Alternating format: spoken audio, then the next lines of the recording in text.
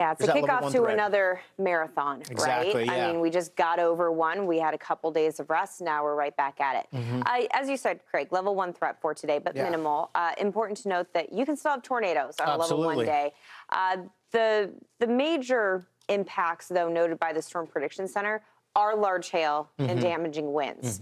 But a pretty wide stretch here where we're going to see some ignition because, again, we're looking at the complete length of the front. We have 2 areas of low pressure that will be forming, one to the north and one to the south. Yeah, exactly. Notice there's some storm energy to work with. And I also want to highlight this little area for the Ohio River Valley. We'll get in on the action. Portions across western Nebraska, western Kansas, all the way down to just along the Texas Panhandle. But we'll be watching for some of these storms to pick up once we go through this afternoon and evening.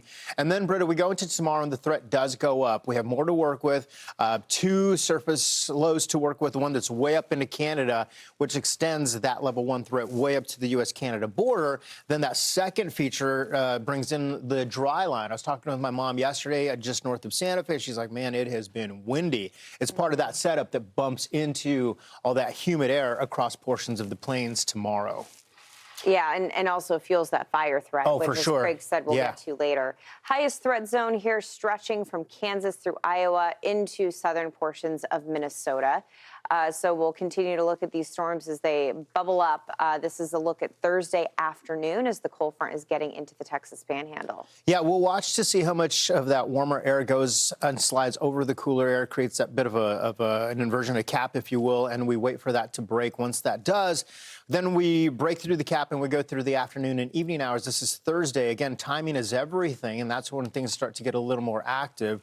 Watch what happens. There's lots of wind shear potentially that could give us some rotation, but not only that, at the surface, we've got some strong winds as well. Gives us a strong straight line winds possibility. The tornado threat goes up tomorrow, though, for portions of eastern Nebraska, eastern Kansas, Oklahoma, and the level 1 threat goes as far as Minneapolis, the Twin Cities. Yeah, and it looks like these tornadoes could be very powerful. Storm Prediction Center highlighting that they could be an EF2 or stronger. Again, we rate tornadoes after the event, but we know the parameters of the winds that we have at play, how strong the tornadoes likely could be that do form.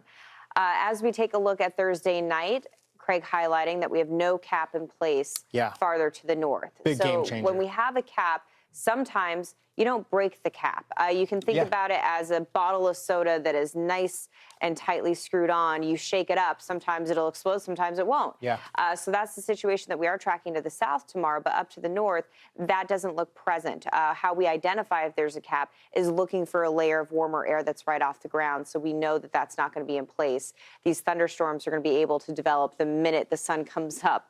And that's how we're going to get these storms that can produce 2-inch hailstones. Yeah, incredible. And these stones extend all the way from Interstate 40 clear up to about Interstate 90, almost as far as 94, quite a stretch there. Timing-wise, once we go through Thursday morning, a few of these isolated storms popping up ahead of that front, something to watch, but then watch what happens by the afternoon. These all individuals start to come together. Then we're watching for not only the areas that might be bowing, but also some strong straight-line winds. This takes us through early Friday morning, Britta, so we have to be ready for to react if we get notices during the overnight hours.